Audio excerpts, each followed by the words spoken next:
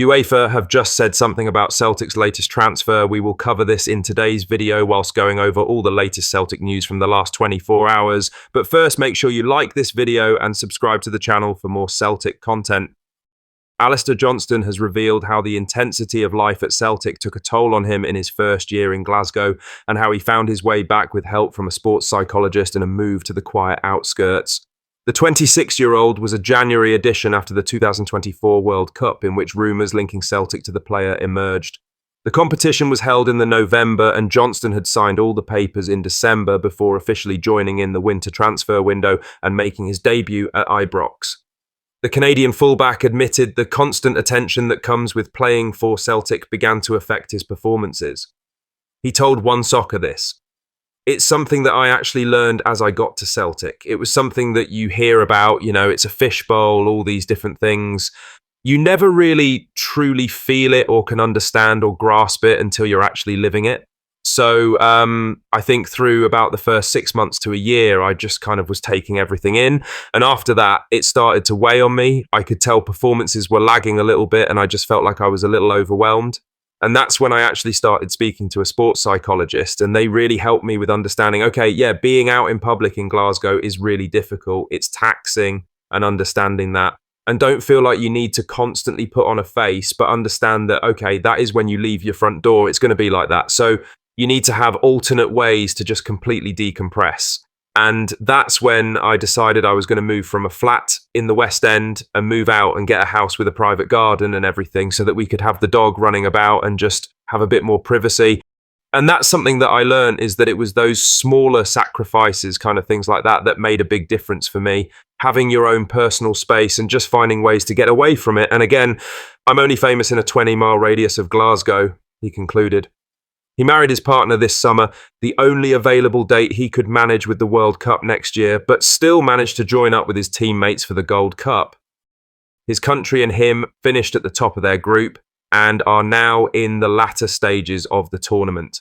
The right back received an elbow to the face against El Salvador in their last group stage match as they saw out the 9-man opposition to seal the group.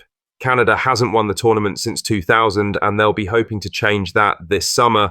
Now, for the main story, as Benjamin Nigron has yet to be officially unveiled as a Celtic player, but the Swedish player has already caught the attention of UEFA's official Conference League account.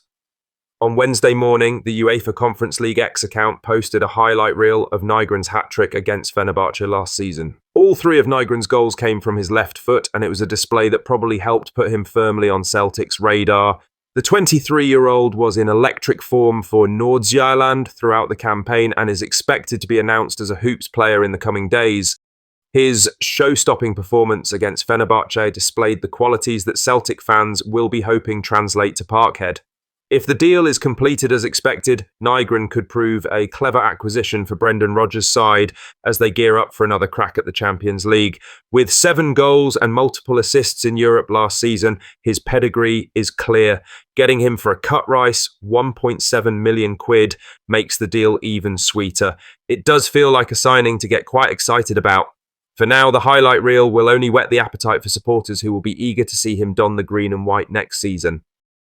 In other news, Luke Macauan's former manager Tony Docherty has backed the Celtic midfielder to reach new heights after an impressive debut season in Glasgow's East End. Docherty, who managed Macauan at Dundee, played a pivotal role in transforming his game by shifting him from a wide position into a more central role. That positional tweak sparked a resurgence in Macauan's form and led to his move to Celtic on deadline day last summer. The 27-year-old scored 7 goals and contributed 9 assists for the Hoops, often coming off the bench but making a consistent impact. Docherty, speaking about the transfer, revealed the pride he took in being part of the journey. This is what he had to say. "When he got his move to Celtic, I knew how successful he would be. It's rewarding to see him involved at that level, playing in Champions League nights and all that kind of stuff. I actually remember taking him into my room and telling him a bid had been accepted. It was great because for me, that's the rewarding thing about the job.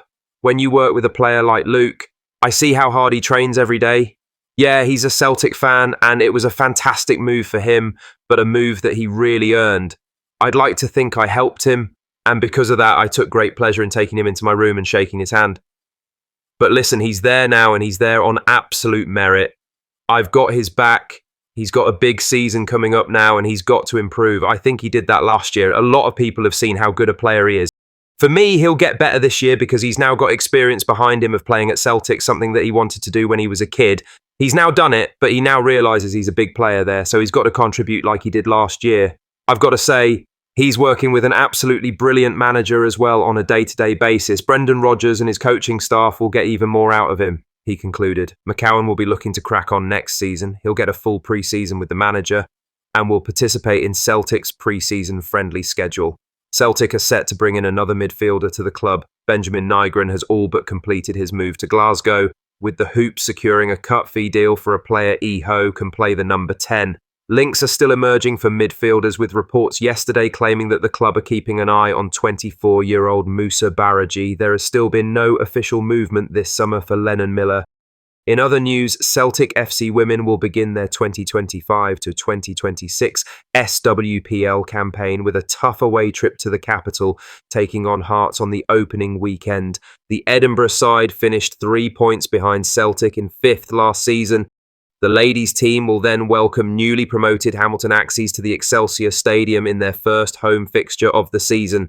A short journey to face Partick Thistle follows before the first Glasgow derby of the campaign against Rangers, scheduled for early September on home turf. The league structure remains unchanged, with 18 pre-split fixtures determining the standings before the division separates into a top 6 and bottom 4 as we enter March. After a bitterly disappointing 4th place finish last season, Alena Sadiku faces a significant summer rebuild as she aims to return Celtic to title contention. The squad has already undergone major changes, with Lucy Ashworth-Clifford, Murphy Agnew, Kit Lafursky, Luana, Colette Kavanagh, Mathilda Carstens and Bruna all leaving the club. Contract discussions are still ongoing with key players Kelsey Doherty, Celia Barclays and Abby Harrison, with their futures yet to be confirmed. In the background, Stuart Maguire has been confirmed as the new head of women's football operations. He arrives at a crucial time, with recruitment, development and structure all in need of immediate attention as Celtic look to bounce back strongly from last term's setbacks. The ladies' team will be eager to make a strong start in what promises to be a fiercely competitive season. Lastly, Celtic defender Alister Johnston played his part as Canada secured top spot in Group B at the 2025 CONCACAF Gold Cup with a 2-0 win over 9-man El Salvador. The match at Shell Energy Stadium in Houston saw El Salvador implode in the first half, with Santos Ortiz and Jairo Henriquez both sent off. Henriquez was dismissed for an elbow on Johnston, who joined up with the national squad late after getting married earlier this summer. Despite a cagey opening 45 minutes, the Canadians took control following the dismissals. With a 2-man advantage, they eased to victory in the second half to seal progression to the quarter-finals. Johnston, one of the most consistent performers for club and country, was typically composed and solid down the right flank.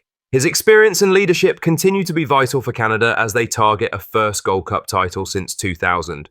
Canada's win saw them top a group that also included Honduras, who finished second after Luis Palma's dramatic last-minute goal against Curaçao. It was a great strike from the Celtic winger, whose future still hangs in the balance. The two nations now head into the knockouts with momentum, and the potential for another Celtic showdown looms large. What are your thoughts on these? Let us know down in the comment section below. Make sure you've liked this video and subscribe to the channel for more Celtic content.